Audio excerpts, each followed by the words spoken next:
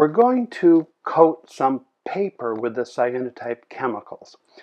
Now, if you watched the cyanotype fashion video that I made, you will have already seen how you can mix the chemicals and coat fabric. I mentioned then that you could coat paper as well, but I thought it would be a good idea to show you explicitly doing it on paper. It's always good to expand your capabilities, and that's kind of the theme of kitchen sink photography. It's just one step at a time, learning something new.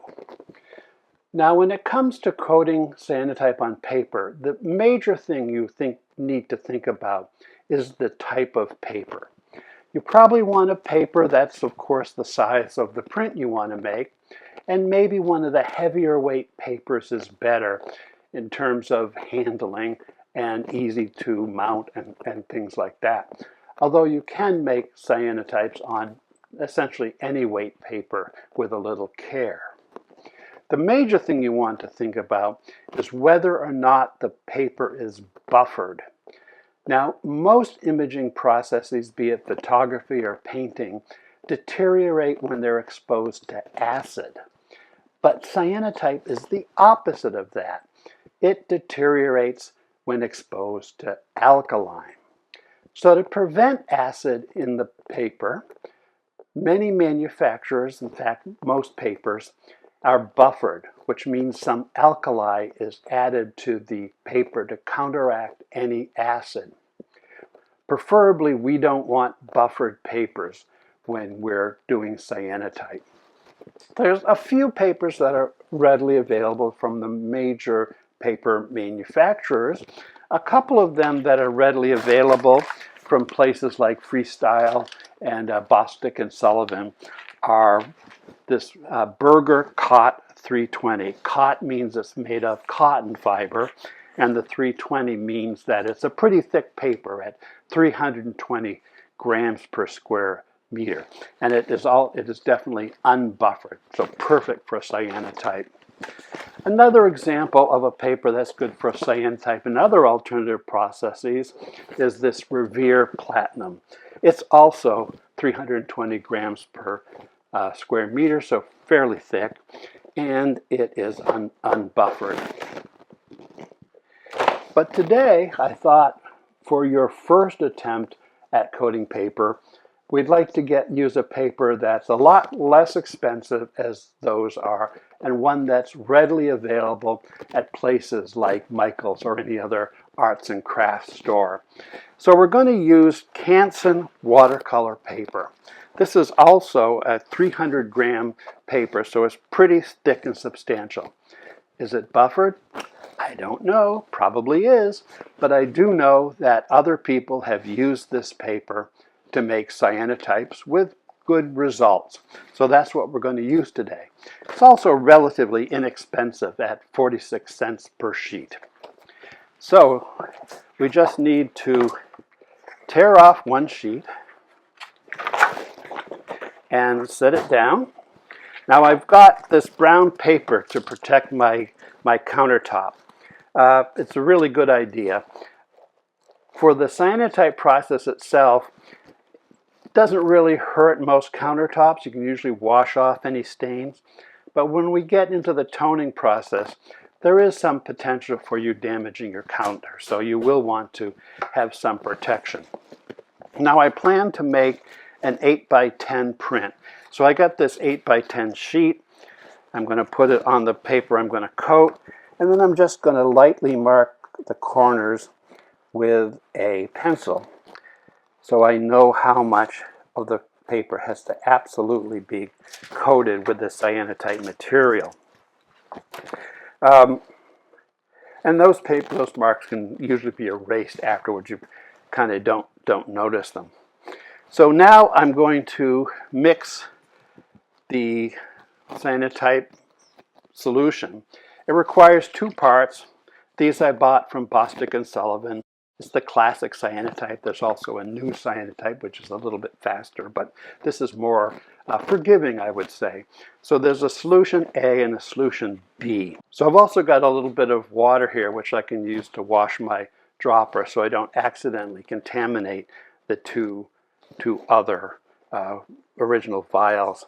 And I've got my little thing that I'm going to mix the solutions in. Get this also at the grocery store. I got it there. For an 8x10 print, we need about 20 drops each of the two solutions. So I will start with solution A. Do 1, 2, 3, 4, 5, 6, 7, 8, 9, 10, 11, 12, 13, 14, 15, 16, 17, 18, 19, 20. It's not exactly critical, although it's probably a good idea to put the same amount of A and B. So after washing the dropper, I get solution B here.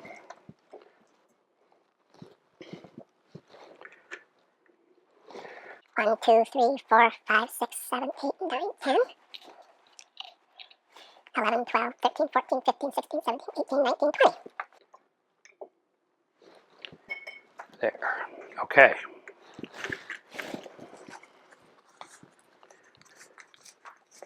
Now we make sure A and B are well mixed. Just pour it on the paper.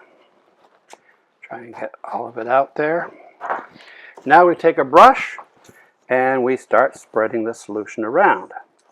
And we do that until we have a nice even coat over the entire surface. Now, if you wanted, you could make a little mask that's 8x10 and a coat inside that mask, and then you would get a nice sharp edge, which is kind of nice.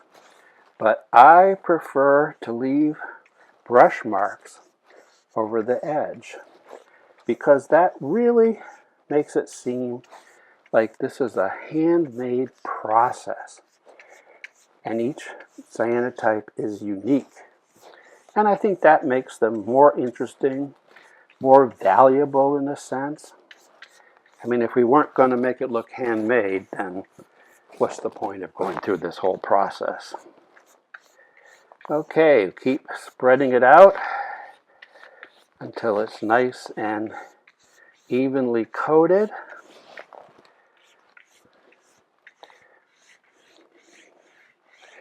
Don't want to press too hard. We don't want to damage the paper, get lint mixed in. And I would say that with this paper, we maybe could have used a little bit less because it's not getting super absorbed. So it's always a starting point. You can just experiment. Doesn't make a big difference anyway. Nothing is wrong. It just comes out a little bit different. And as we said, we want it to look handmade.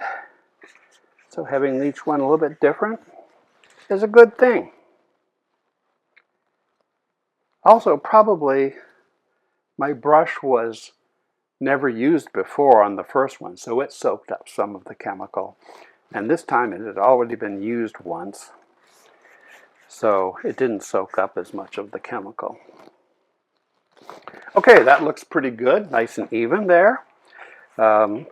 Now we just need to set it aside in a dark room, dark area for it to dry. It's going to take several hours, maybe even best to do it overnight. In the Cyanotype fashion episode, I put it in my laundry room in order to let it dry. But maybe a powder room or any place that's blocked from the sun would be a good place. So we'll take it off, and then we'll come back and expose it to create an image in a little bit. See you then. Watch episode 2 of Kitchen Sink Photography to see how we make a cyanotype print from a digital negative.